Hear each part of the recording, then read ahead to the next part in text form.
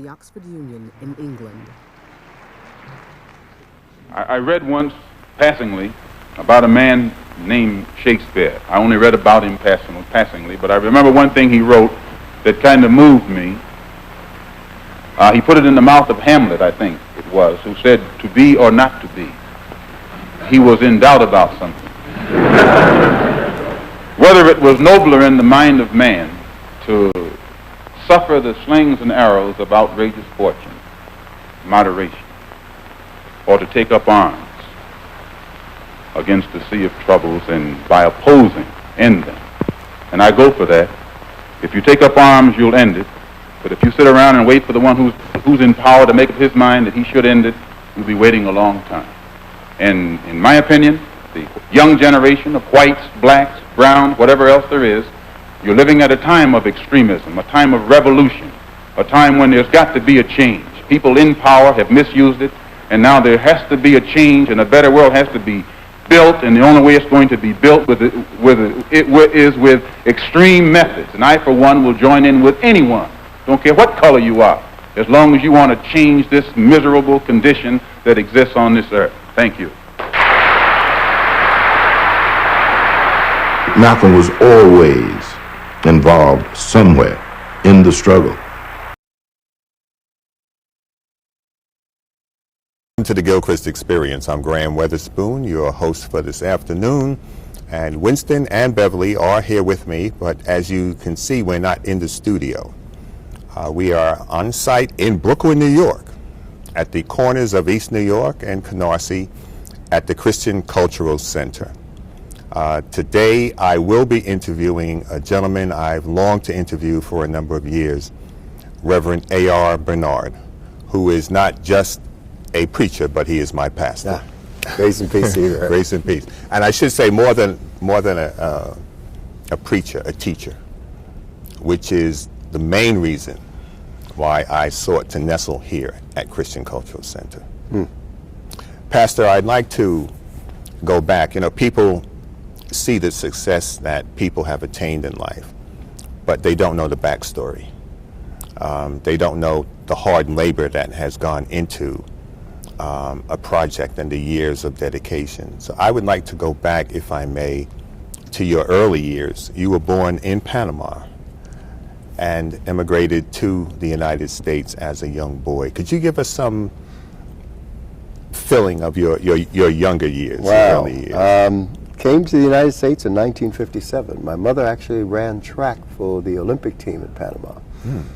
And she ran for Panama, she ran for Venezuela and Jamaica on her way to the games in Helsinki. And met up with my father, who was a restaurateur, had a restaurant across from the track where they practice.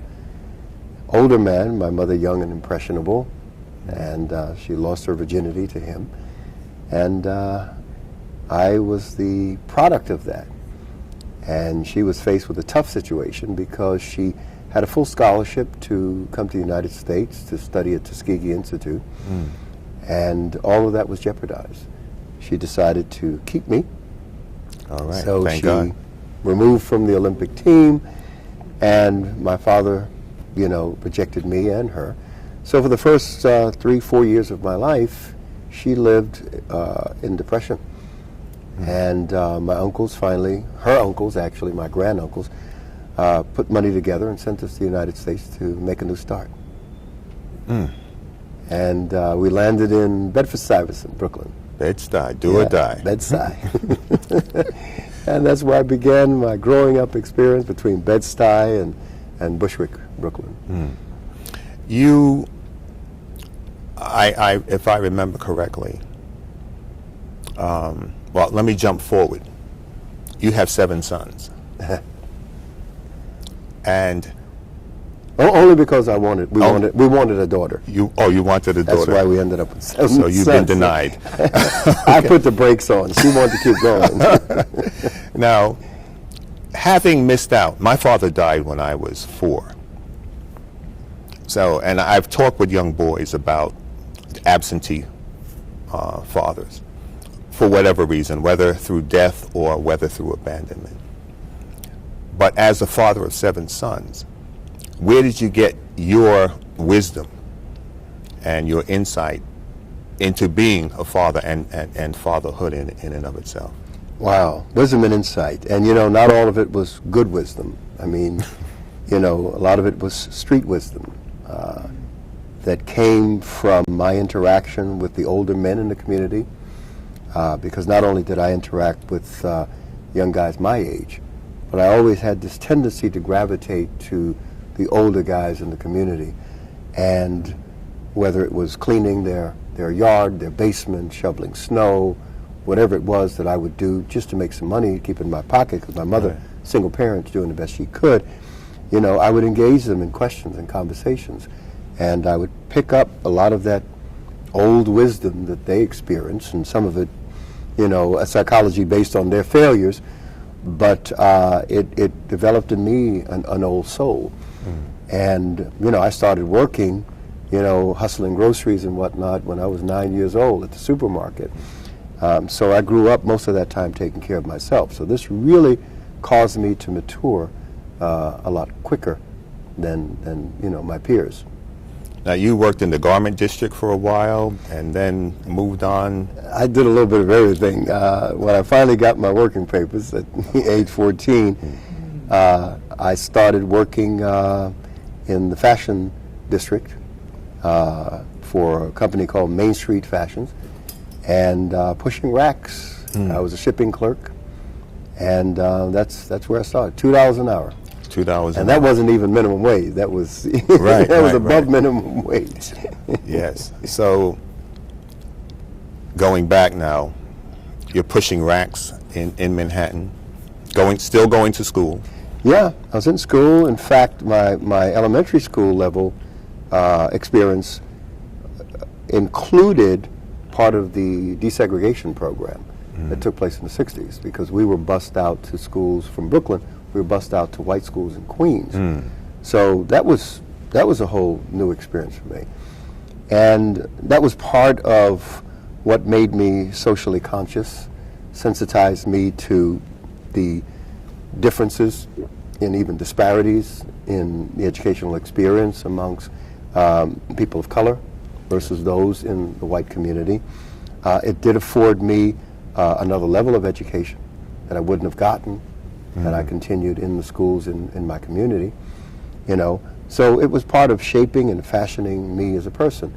And another element is, you know, taking that train up to Harlem where my aunt lived, Lenox Avenue and 116th Street, and being exposed to the Nation of Islam.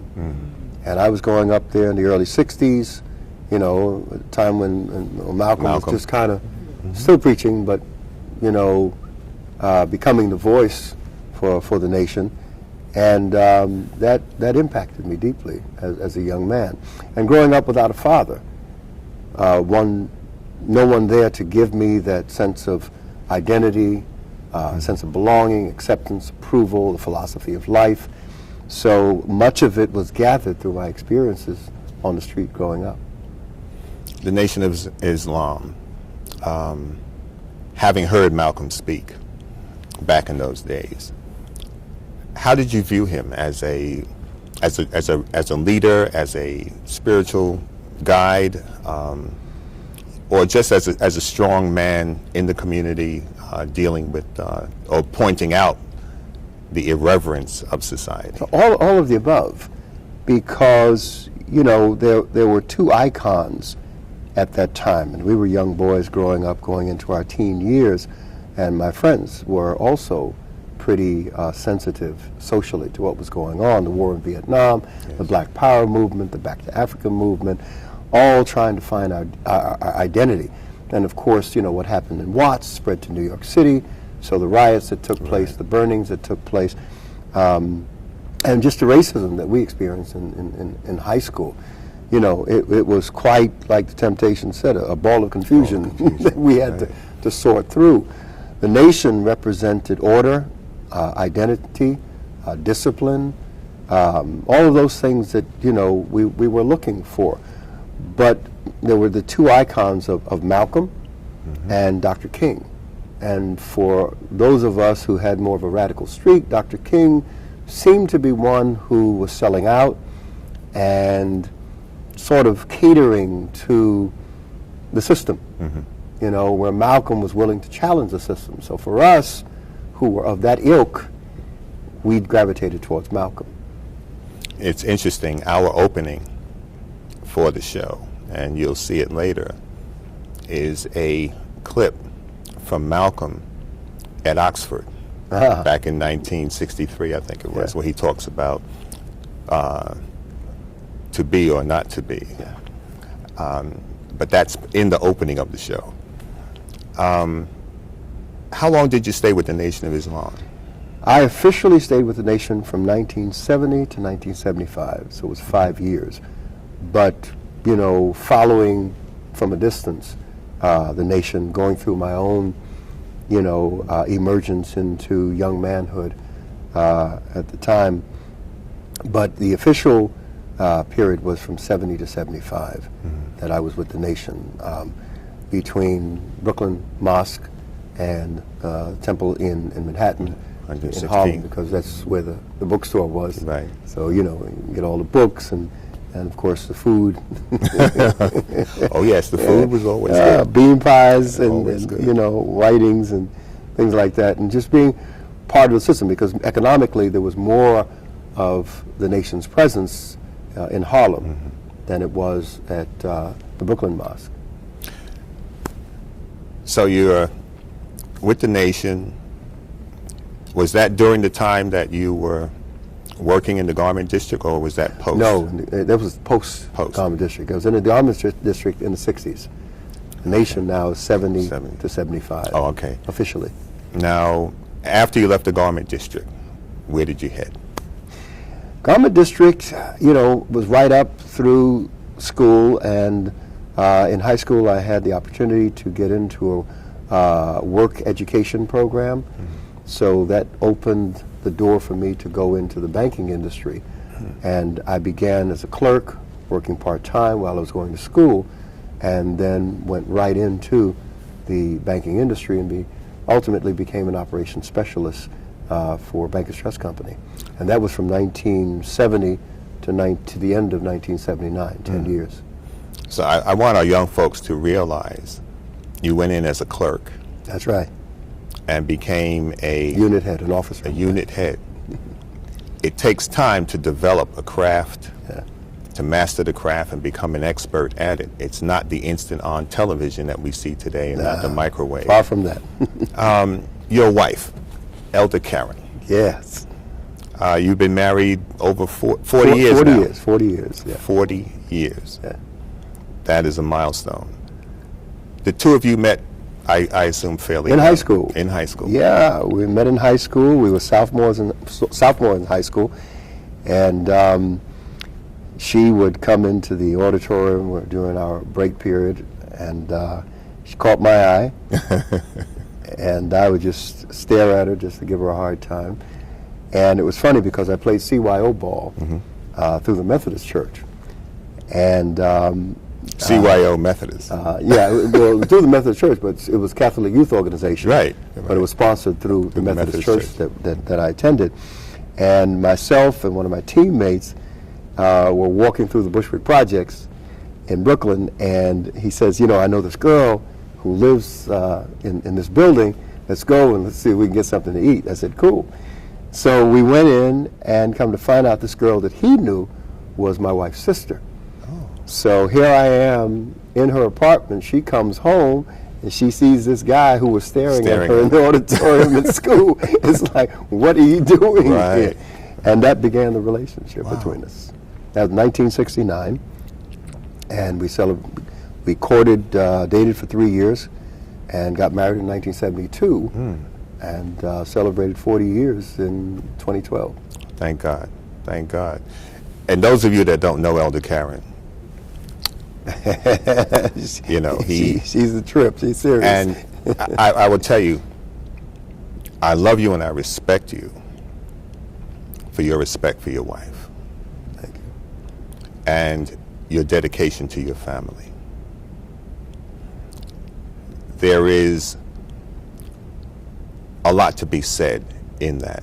In a time when most marriages don't work, in a time when people are critical of the church, they're critical of the clergy, but you are consistent.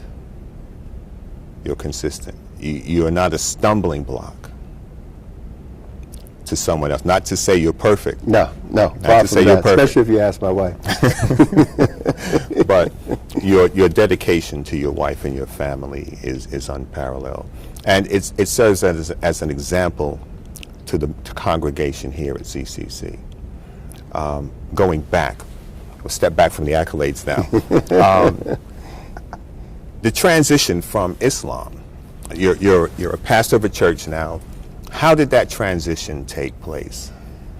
Well, you know, the nation provided identity, order, strength, but I was always one who was cerebral, even as a kid. You know, growing up, I read the encyclopedias just for fun.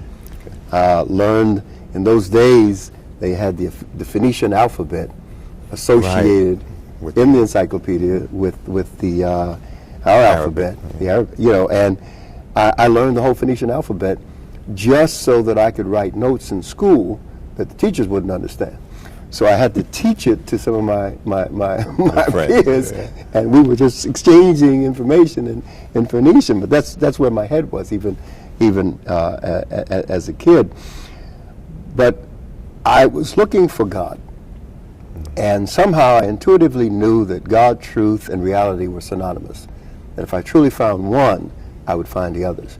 So when I went to the nation, I found a particular reality in response to the fact the nation should be better understood not as a religion, but as a protest against the Christian church's failure in America to address the socioeconomic plight of blacks in this country. So if you understand it in that way, you begin to understand how they pulled things together and created a pseudo-Islamic faith. And yet, it had an appeal to us who were looking for strength and identity. But I didn't find a revelation of God. So, 1974, a Pentecostal woman came to work, and one of my colleagues had seniority, got the girl I wanted, and I ended up with the Pentecostal, so God set me up there. And for that whole year of 1974, she would give me tracts and talk to me about God and whatnot. And, you know, I read the Bible as a piece of literature, along with many, many other books, J. Krishnamurti, Alan Watts and his philosophies of life, Lao Tzu, and Seth, you know. So I was filled with all of these ideas from different places around the world and religious beliefs and philosophies. And it was not her ability to answer my questions. It was her simple childlike faith in this Jesus, who for me was one of the prophets along the long line of prophets. Yes. And she just had that something about her.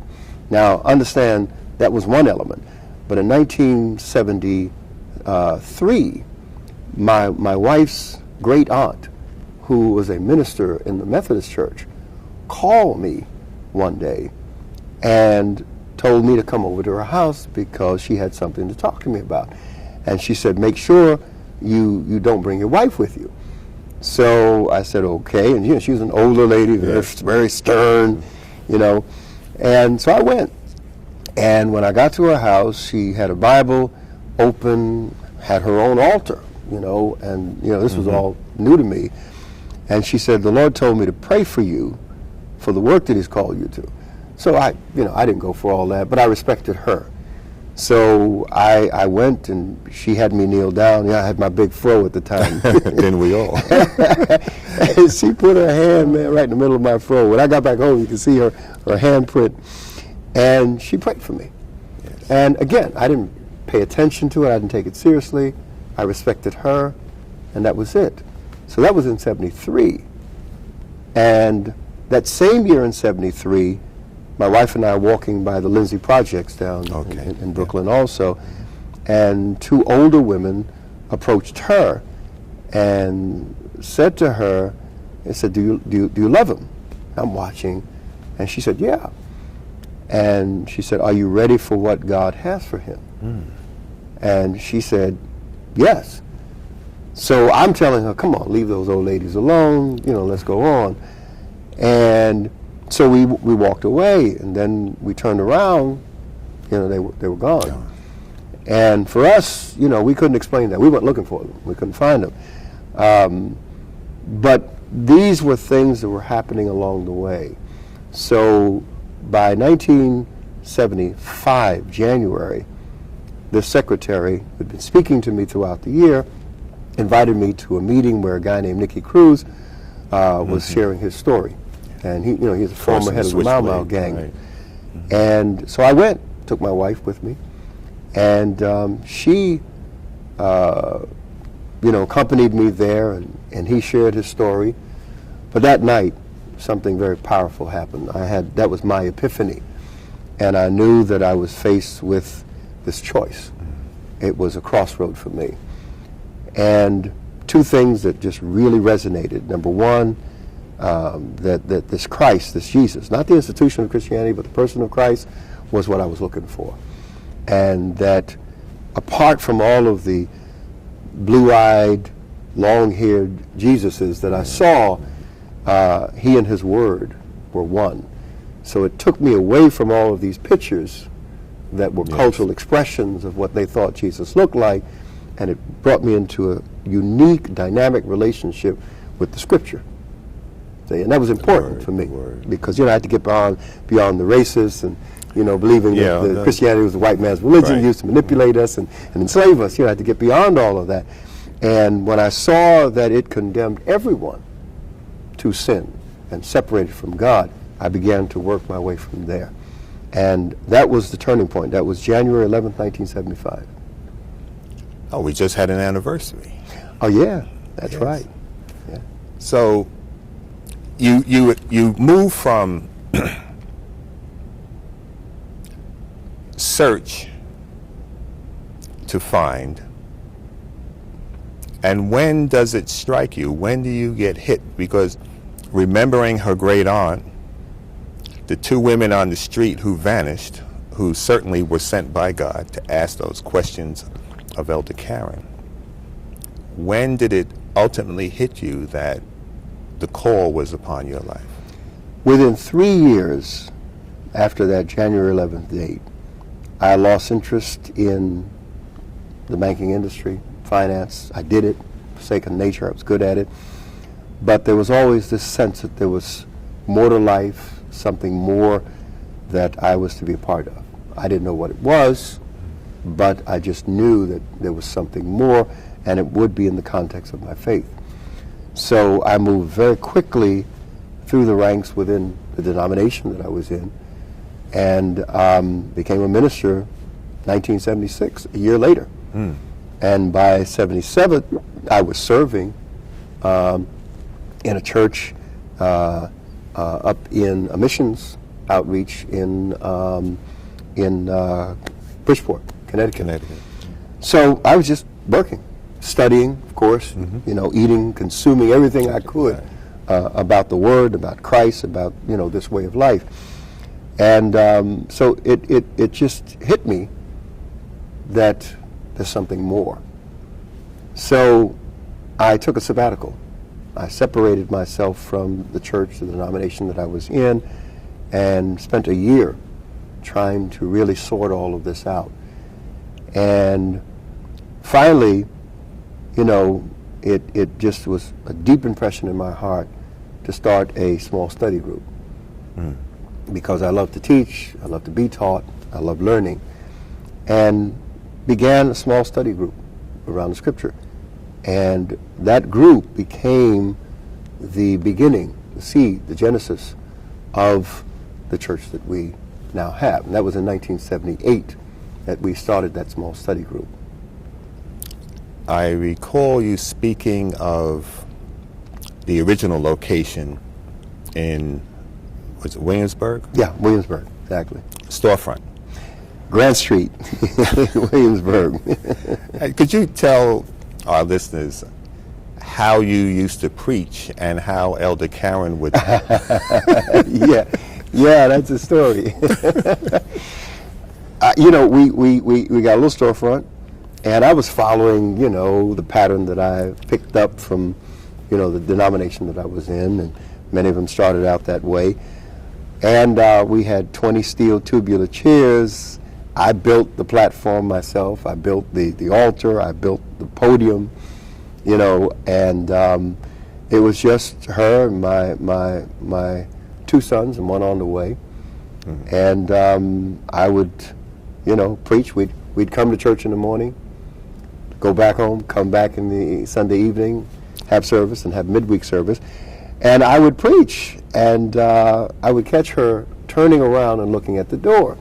So while I'm preaching, I'm thinking that she's praying and hoping that people would come. Mm-hmm. But years later, I found out from her that she was trying to figure out who I was talking to, since she was the only one in the room, and I was speaking like there were 1,000 people in there. Unbeknownst to her and you, that was a preparatory period. Yeah. Just as everything else in life takes us to a different level, a different stage. You started out, you said, with your wife, your two sons, and one on the way. Yeah. 12 chairs, and basically an empty room. And today, the congregation is more than 30,000. Did you ever envision pastoring, well, what is now called a megachurch? We didn't have megachurches back then, right, but right. What it is called today. Did you ever envision having a ministry that expansive? No, I'm an operations specialist as well as a visionary. So I get caught in trying to find the best way to make things work. So while I'm doing that, things are growing. We're having results. We're measuring those results. We're reevaluating systems and operations, strategies, and how we could do things better. So that was my focus of attention. So the growth was a byproduct, and the growth continues to be a byproduct. I've never sat down and said, okay, we've got to get this number of people. Never done that. That's always been a byproduct of providing an experience, service that make people want to come, and that's how it's been throughout the 35 years of ministry. As a visionary, you have conveyed your vision to the congregation because the congregation has embraced the vision. And that also is helping it expand in time. I want to deal with some of the allegations that have been filed on the blogs. Okay. Yes, on the blog, concerning not only you but Christian Cultural Center itself. I was speaking with some people recently, and a lady said to me, "Well, oh yeah, they take money from Bloomberg," and I had to stop her. Can you let our listeners know, with regard to the finances of this house of worship, how the finances basically are received? Sure, that's no problem. It's unfortunate that churches and pastors have a reputation of being so suspect to people, especially if there's something of this size. But my business background immediately understood the church as a business corporation. It's a not-for-profit 501c3 corporation, and we took extra precaution to make sure that we brought it under great scrutiny. So when we formed the corporation, we filed it with not only the state attorney general's office, which is required for a not-for-profit church institution, but also we gained approval from the Supreme Court judge.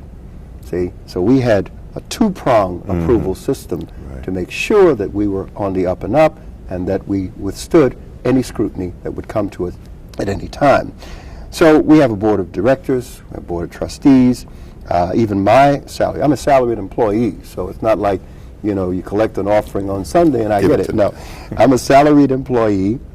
I work for the corporation. Even my salary is devised by what's called a compensation committee of two very successful business individuals who don't even live in New York. They live outside of the country because outside of the city of New York and other states, so that they can be unrelated. And the board of directors get together and they make decisions. Also, we're subject to the Evangelical Christian Credit Union, who holds the mortgage, which is our only outstanding debt on this property, period, our only outstanding debt. And we have to meet the requirements corporately as the governing body to meet them as well. So we've done everything to build integrity into how we do things here. So we receive no funds from any political entities. No. Right. You know what? There's a wonderful passage that says the borrower is servant to the lender. And I don't want to owe anyone. We've been able to do what we've been able to do because we don't owe anyone. I can speak the truth and not worry about some negative contract out there coming back to bite me. So as much as I do know, and you know, that others have taken money from politicians, whether it's in cash or favors, we haven't done that. We've made sure we haven't done that because I don't want anyone to ever be able to say, well, there you go. And it's funny because there was an article in the New York Times, big 2-page spread, and the reporter who did it called me at my home on a Saturday morning saying, I'm doing a story, it's going to come out tomorrow, and I want to give you an opportunity to basically tell the truth. I said, the truth about what? He said, well, we know that other of your colleagues in the city here who are pastors of megachurches have received money from Mayor Bloomberg, and we just want to give you an opportunity to tell us that, what you've done. And I said, well, there's nothing to tell. I've never received any money from him, never would take any money from him. Come on, and they went through the whole thing. So it's funny because they were shocked. So even after telling them that, and even after them doing investigative reporting on me to find out if there was ever anything transacted, and they couldn't find anything, they still sandwiched me in the middle with the others who did take money. And again, it's trying to make a story. But I can be who I am and sleep at night and be very free and command the respect of my congregation, families, and others who know me because I've maintained that integrity. It's not worth it. It really, really isn't worth it. So people don't have to submit Social Security numbers when they come in the door. Somebody else threw that at me. No. ATM machines. People criticize, why does the church have an ATM machine? Well, understanding where we are, it's about making things convenient for the people who come here. Most churches pull a congregation from a 3 to 5 mile radius. We have people that come as far as 26 miles away.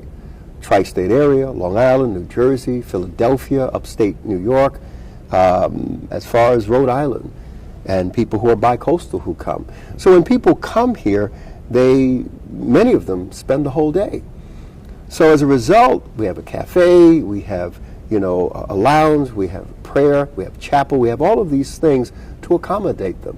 And there were individuals who complained because in order to go to the bookstore or transact something, they had to find a cash machine at some bank somewhere, and they had to go out into the community. So we brought a ATM machine in, we brought another one in, and that's part of the kiosk center that we have, where just 2 ATM machines, but the rest of them are kiosks that allow people to go online, to donate, to register for classes, for baby dedication, for whatever program they were offering.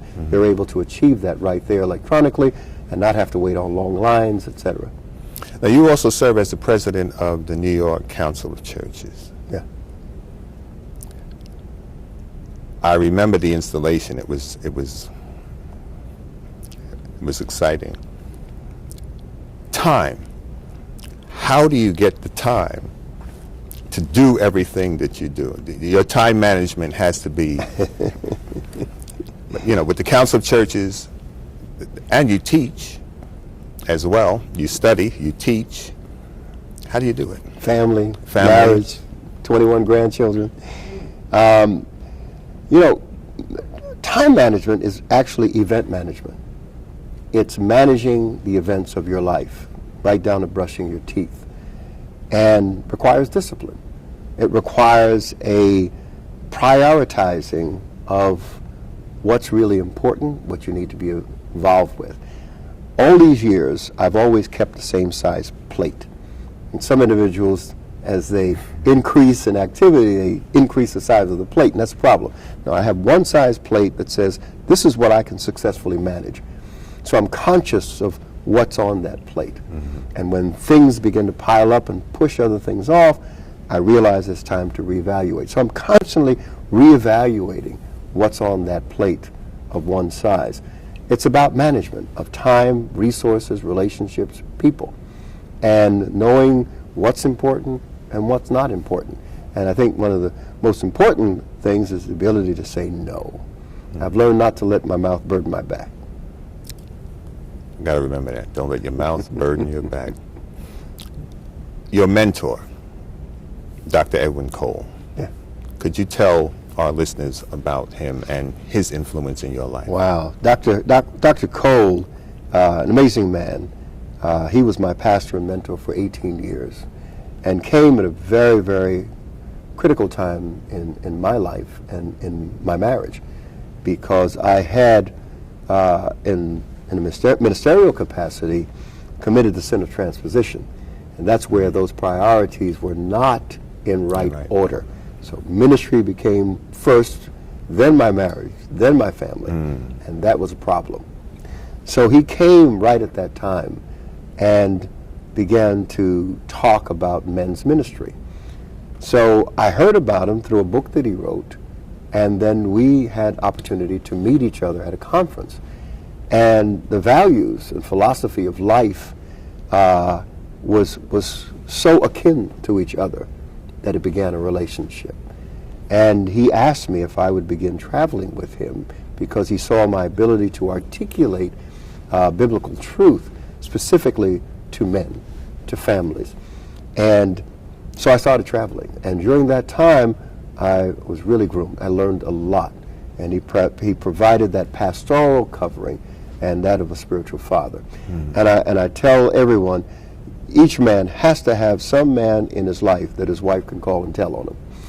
And in 18 years, my wife only called him once to do that. Good record. Continuing from Dr. Cole, you established the International Christian Brotherhood here at CCC. Could you tell our listeners about ICB? Well, Dr. Cole started, he is actually the grandfather of men's ministry. He started in 1980 in the latter years of his life, seasoned from all the experiences that he had.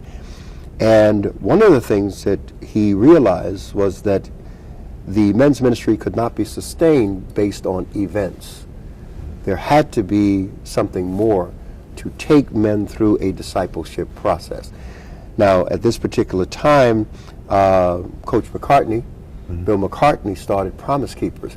And then all of these other men's ministries, event-driven men's ministries cropped up. So Dr. Cole understood that his ministry, the Christian Men's Network, needed to move to another level, and that would require taking another form. So he asked me if I would think about the future of the Christian Men's Network. And I said, you know what, the only way this can sustain itself is if we understand it as a fraternal organization that exists in colleges and on college campuses, and develop the men in small groups and really bind them together through a process of growth and development and responsibility. So he said, well, would you begin to write it up? So I went to work. We put together a team and we created it. Now, by that time, of course, he had gotten ill and was unable to really continue the vision of Christian Men's Network. So he said, I want you to move ahead with this. So we established the International Christian Brotherhood as a Christian men's fraternal organization that really bound the men together. And instead of being event-driven, it was about taking that man, helping him to evaluate where he was in life, and then take him on a pathway of growth and development and responsibility? There are, I don't know how many brothers, over 500 brothers, I believe, easy, in ICB here at Christian Cultural Center. And what I like about it is that the age range is from early 20s to late 70s, 80s. And brothers can share across the board. And even in listening in the small groups, there's that gleaning that comes out when men share. Yeah. They share their experiences, their lives, their fears, their disappointments. And one can be of assistance to the other in the process. It's very edifying. It's very edifying. We don't have much time left, and there are a couple of things I do want to get to. I'll get to the meat of it, politics. Okay. Your name popped up in the newspaper about 3 or 4 weeks ago, and I read that the Republican Party chairman had asked you to consider running for mayor of the city of New York. And I know a lot of church people, and I thought about this. Looking back to the years of Reverend Galamison, Adam Clayton Powell, and so many others. And there are other clergy here in Brooklyn who are planning to run for public office that I know personally, who are also planning to run in the forthcoming elections. Do you see, well, let me ask you, how were you affected by the call? Well, yeah, I was flattered that I would be considered for something like that. I had to think about, the value that I've accumulated over time to the community, to the city, and the fact that I would be approached to even take that under consideration. So I stepped back, shared with my wife, because she's always been a very discerning woman. I appreciate that. And she said, this, like mostly everything else that has been brought to you, has been just that, brought to you. You haven't pursued it. She said, if you were pursuing this, I'd probably be resistant to it. She said, but let's see where it goes. And that's how it all started. So that began a process of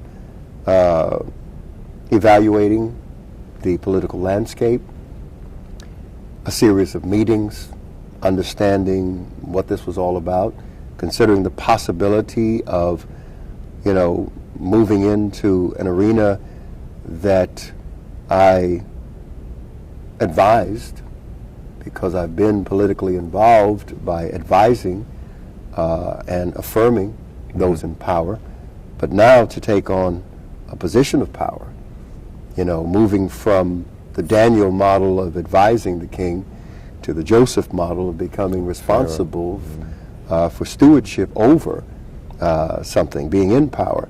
It was a lot to think about. And also to consider the congregation here, my primary calling, my first love. And in stepping back, I had to think about what the theme message of Christian Cultural Center is, and that is Christ and culture. Yes. Being empowered by God to go out into society, taking our gifts, talents, and abilities and making a difference in the world. So after preaching it for the past 25 years, this particular message, it's now come to rest at my doorstep, at my feet. How do I respond to that? How will the congregation respond to it? So I teach a process of first getting serious about something you want to do, then getting smart about it before you get going. So I've gotten serious, I've gotten smart, continue to get smart, and have to make the decision as to whether I'm going to get going. Either way, it's a win-win for me. I've won already in that being approached in this way has obviously elevated me to a new place of influence, a new perspective on me as a leader and my capacity and potential as a leader in the city. So that's a win already. So even if I don't run, I've won. Yes. But if this is something that is part of my calling, then I would gladly accept that responsibility. So, you know, I'm still in the process of weighing things, and we'll make a decision very shortly. I always think of leadership. When there's good leadership, an organization benefits from it. When there's good leadership in government, the people benefit from it. And again, that's contingent upon people's willingness to follow the leader. Yeah. But you mentioned Joseph, and I've thought about him for some time. For years I've been looking at Joseph and just how he was a blessing. All the travail that he went through was to prepare him to become Pharaoh so that in the time of famine, That's right. the house of Jacob would not be destroyed. And today we don't have, well, there are very few sightings of prophets and kings working together. But I know you have advised political figures in our state and in our country. But when there is a spiritual input into the political arena, I believe that the people can benefit far better than the absence of the spiritual input. Martin Luther King was told, you know, you ought to stick to preaching, don't get involved in the civil rights thing, you know, you're a preacher, just do what you're supposed to do. Yeah. And people didn't understand the call that was upon him. And what would this country be today had he just stayed in the pulpit? Where would we be? The pension that I enjoy now, I enjoy because of a preacher named Adam Clayton Powell, Jr. That's right. That's right. He was the one, long before Martin, who ran demonstrations and protests in Harlem to desegregate F.W. Woolworths. He forced the transit authority to hire black people. Had it not been for Martin Luther King, I wouldn't have a pension. I mean, if it hadn't been for Adam Clayton Powell, yeah. I would not have the pension that I have today. So, looking back, you know, we sit and rest on the shoulders of many others who have come before us. But the preacher, and you mentioned earlier, with regard to the Nation of Islam and the church, how the church has basically failed, especially the black community, in light of the structural, what should I say, the anomaly of life in this country based upon race. And the church has truly failed to address it. And it's a problem that our country cannot face, even with regard to the President of the United States. What's going on with him is all racial. It's not political. It's predominantly racial. We know that. But no one is willing to say, well, because you're black and because we're white, and we can't come together and sit down and talk about it. But as a pastor, as a leader, as a man of God, Christ in culture is truly what Jesus did. We have two accounts of him being in the synagogue, and I'm watching the clock. That's okay. Two accounts of him being in the synagogue as a young boy at 12, and then with the money changes, but we know he went to the temple to worship. But the majority of Christ's time was spent with the people, weeping over Jerusalem, just dealing with the needs of the people. And challenging the power structure. Which got him in trouble, ultimately. We're not looking for that to happen with you, you know. But whatever your decision is, and you've been teaching about the will of God. So we pray that it is truly his ideal will. Whatever move you make, and that people will be able to accept whatever decision that is made with regard to that. And that's a big prayer.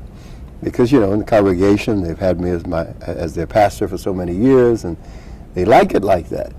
So to have me step away, at least thinking that I'm going to be fully stepping away, that scares people, you know, and I'm aware of that. But you're away numerous times during the year. That's you're in exactly Singapore, right. you're in I'm traveling. Africa, you're in Yeah, different places, teaching, building other churches, strengthening other pastors, and the church goes on. Yeah, yeah. You know, the staff here is well equipped to do the ministry.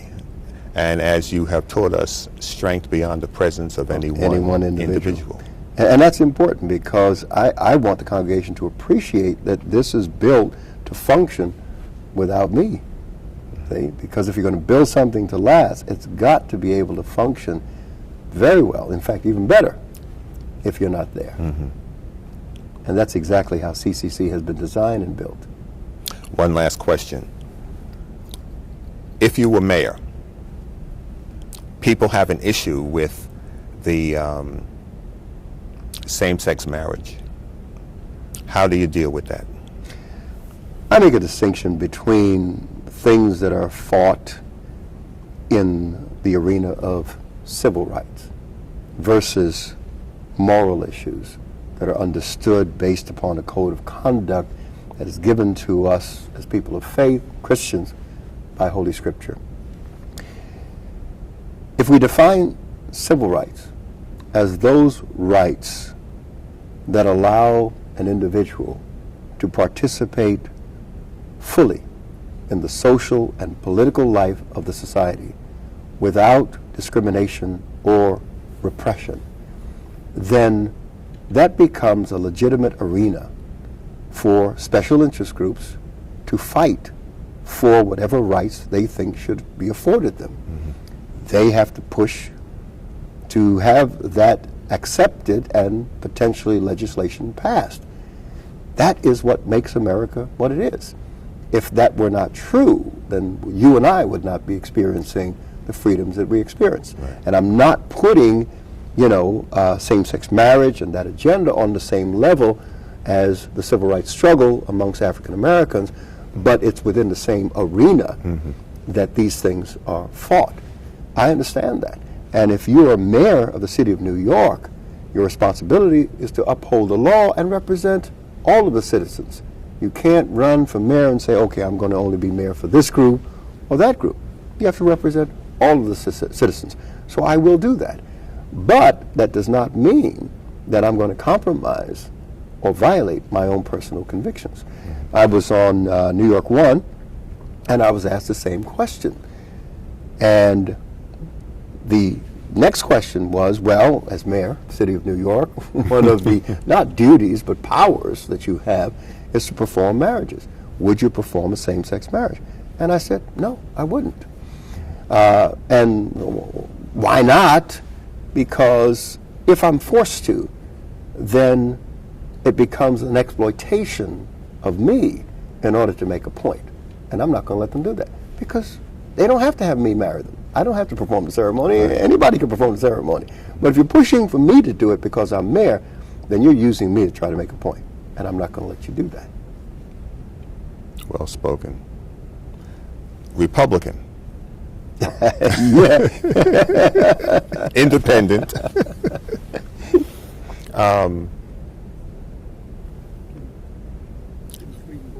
I know there was a question put to you recently regarding your being a Republican in a Democratic town. Yeah, in the Democratic Church. In a Democratic church. You know, I vote the person. I don't vote parties. Right, right. And I know you're the same. You're not concerned, should you run, you're not concerned with the fact that you are a Republican running in a Democratic town. No, I'm a Republican and I pastor a Democratic church. You know, I think that people are intelligent enough to look beyond political party and look at the person, because that's really what you're voting for. Because regardless of what party affiliation they may have, Ultimately, it's the character of that individual and the competency of that individual that you're giving power to. What are they going to do with it? I think I represent someone who has a very specific set of values, but who is willing to represent all of New York City. And my path, my journey, has sensitized me to every level of people and socioeconomic status and education that this city represents. Pastor, I want to thank you. Been my pleasure. Thank you so much for your time, which is hard to get. But thank you for what you do, what you've done for the community for many, many years. That's another story. I have to interview you. Okay. Once again, we're here at CCC, Christian Cultural Center, here in Brooklyn, in my home church with my pastor, my spiritual mentor, my teacher, Reverend Dr. A.R. Bernard. I want to thank you again for your time. Thank you. And I pray God's added blessing to you in everything that you do. Once again, folks, this is Graham Weatherspoon. I'm signing off. The God in me loves the God in you. See you soon.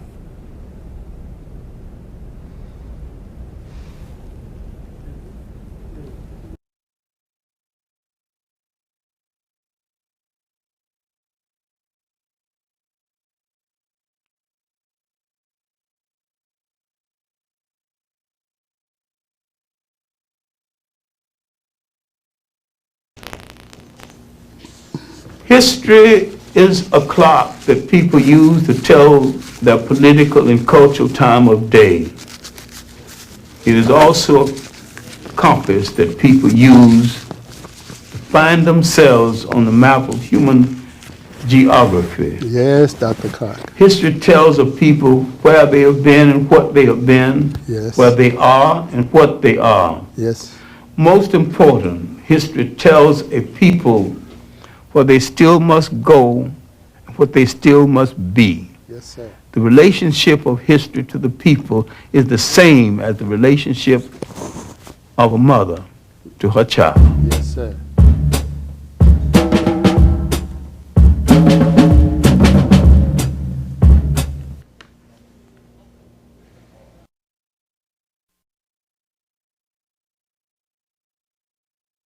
The Oxford